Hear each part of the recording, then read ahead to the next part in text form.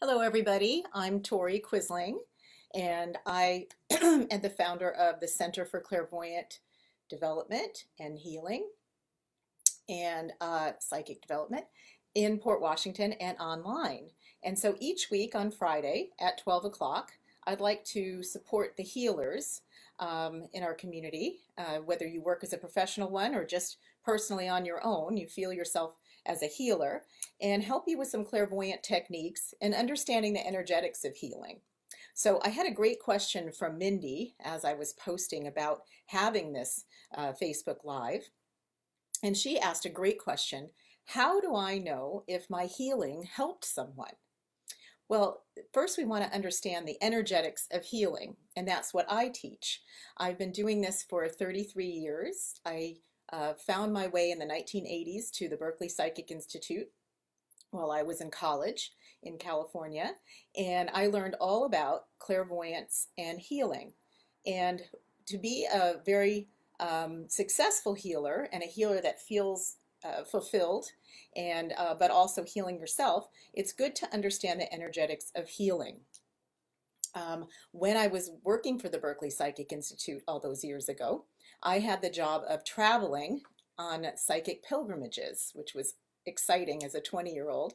And we went to the Philippines, and I had the experience of meeting psychic surgeons. These are healers that channel energy through their hands so strongly that they can open up your skin and manifest stuck energy and take it out and have it look like something and throw it away. So it's so physical and visible that you released something. And so psychic surgery is very powerful. It's a very high level of healing.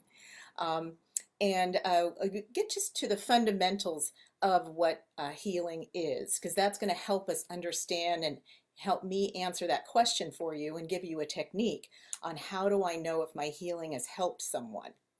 Um, I work with Reiki healers, I work with acupuncturists, massage, and therapist, all different types of healers learn in my clairvoyant development program so that they can gain a bigger understanding of how energy works and what's going on in the healing. So when I spoke about the psychic surgeons, I mentioned that they go for something that's stuck and they manifest it as some solid thing and get rid of it. So really, a healing is simply taking stuck or stagnant energy and putting it back into a flow, moving it, changing it. So healing is change. Really simply, healing is change. And so the energetics of healing work that way. We take stuck or stagnant energy and we get it to move. And sometimes that stuck or stagnant energy can just be a bad feeling.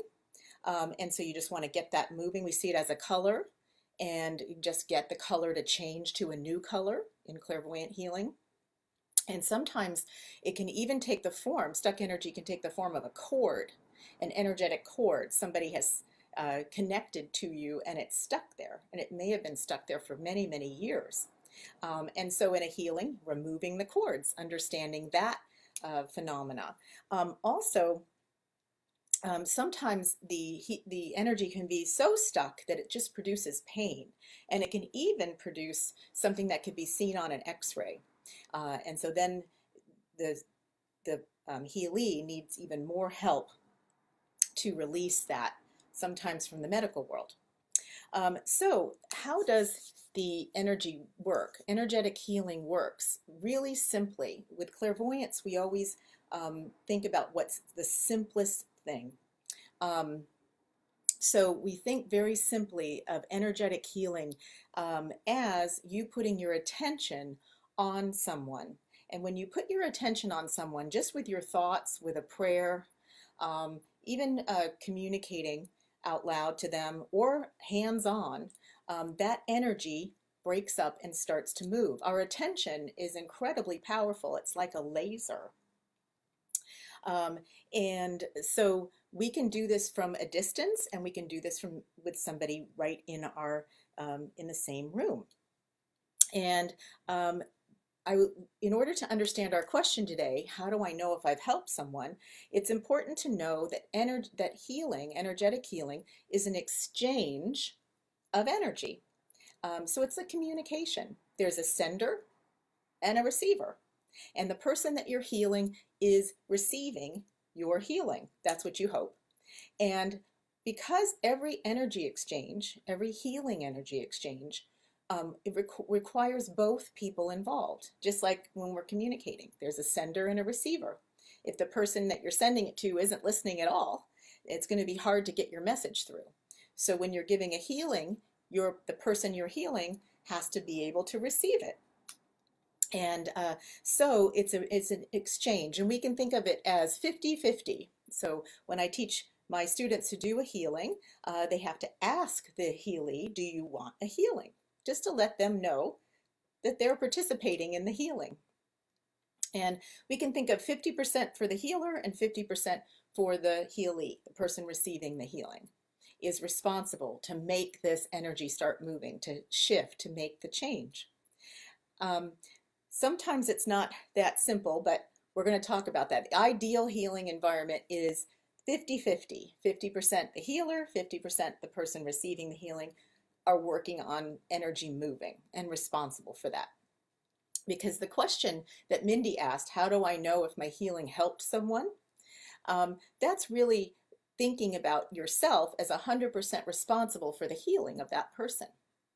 Now, in the healing process, it is 50-50. 50% the healer, 50% the person receiving the healing is responsible for the healing.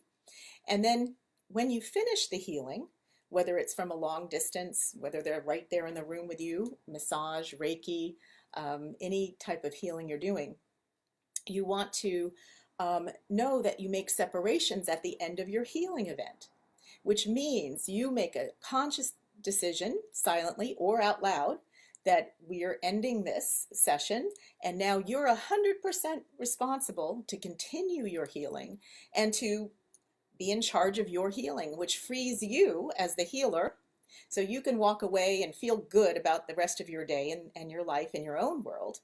But know that you did some good in that event for them, that healing event, and they're responsible for their own healing now 100%.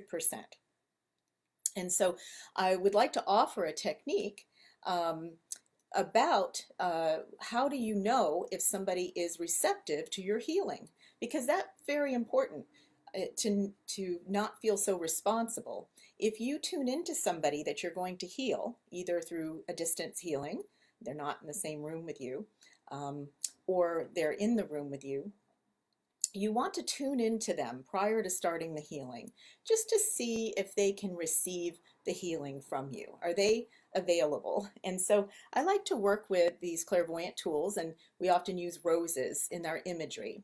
And so as the healer, tuning into the person you're going to heal, you want to tune in here from the sixth chakra, from up here in the center of your head. And I got cats in the house. I want you to tune in right here to the center of your head, and just know that right here from the sixth chakra, we call it, your clairvoyant center, you have a screen out in front of you, like a TV screen or a movie screen, and you can see everybody there. And I'd like you just to notice out in front of you the person that you're about to heal, and you can see them sitting in a chair, relaxed in front of you. And you can do this before you're with the person, but you can also tune into them just briefly while you're there in their presence. And you can tune into them sitting in a chair across from you. And you can imagine that you're holding a big rose in your hands. And this rose says, hello, I'd like to give you a healing. I'd like to tune in to where you're stuck and help you release. So you send the rose in your imagination, you send it over to the person in their chair, and just see how well they receive your rose representing the ending of this healing. And see what the exchange is. Are they able to grab it? And you'll know if they're receptive, because it'll look like they're receptive. They'll grab the rose, put it to their heart, give it a big yes, or they may not really look at it, not really know what to do with it. And you can determine, and just think percent, 0 to 100%. What percent are they able to be a participant in this healing? And you'll just notice if it's less than 50, if it's more than 50, great. You want to see how receptive they are. And that way, when you ask the question, did my healing help them? You know that maybe they were 10% available for it. And so you know that you got 10% in there, because really it's the other person. Each person is responsible for their own energetics and their own healing ultimately. And that way, if somebody doesn't seem to be receiving your healing, at least you know that they've got some resistance. And I've got some other tools that can help release some of their resistance before the healing. So if you see the person not want that rose, or look the other way, or stomp on it even, I don't want a healing, you can also then address their resistance. They're resisting the healing. Maybe that's why they're stuck in the first place. And so you at least know that you're not healing what's bothering them, you're healing their resistance first. You're helping them be more receptive, and that's the healing. It just, clairvoyance helps you tune into exactly what's going on energetically, so you know which tool in your tool bag you're going to use. So to help someone with their resistance, you want to give them a grounding. You're grounded, you're connected to the center of the earth and focused and connected and feeling solid and stable, amused and neutral. That's the best place to be as a healer. And just visualize when that resistant person having their own grounding cord, a nice long connection from the base of their spine to the center of the earth. Just visualize that connected for them, their own grounding cord, and just see their resistance as a certain color, like brown or whatever color comes up, dark purple, and just see it release from their body. And then see if they'll receive it easier. Sometimes the first few times you give someone a healing, you're really just overcoming their resistance to being healed and to even tuning into their own energy that way. In the medical world, often we just give 100% of us to the doctor. Go ahead, heal me, and don't take any responsibility.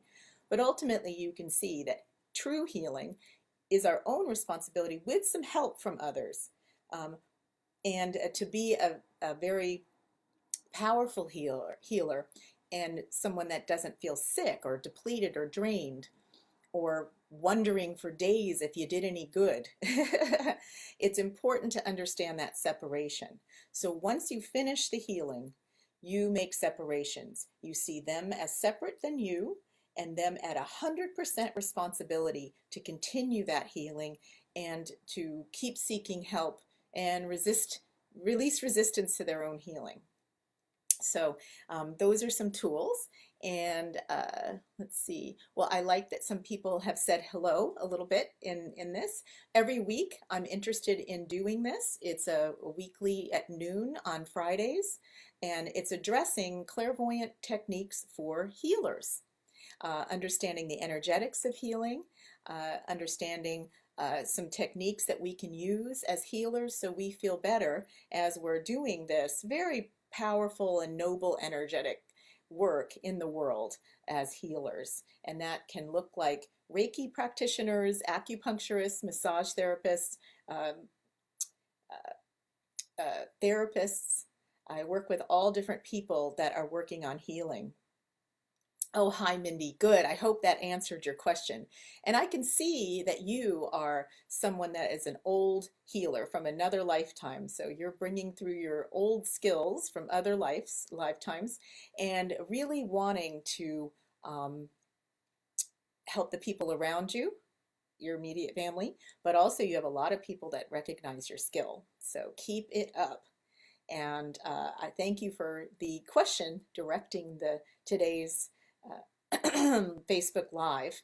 I'm just getting used to it. It's my second time doing this.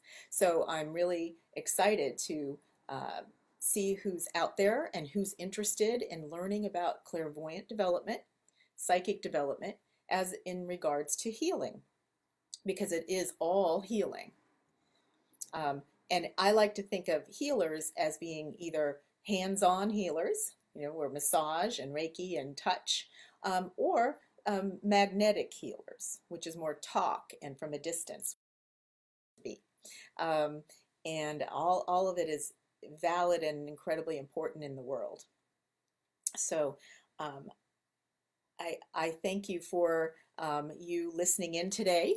And I look forward to doing this on a weekly basis just to meet everyone and know that this is a resource, a place on Fridays at 12 that you can come and ask questions and learn about the energetics of healing um, from a clairvoyant practitioner. So I do classes and readings in Port Washington. I have a certification program as well. You can check out my website, toriquisling.com. So I do this in Port Washington, New York, and online. I have a lot of online clients too, and you can join all the classes online. So I hope you're all having a great Friday, and thank you very much for tuning in. Thank you very much.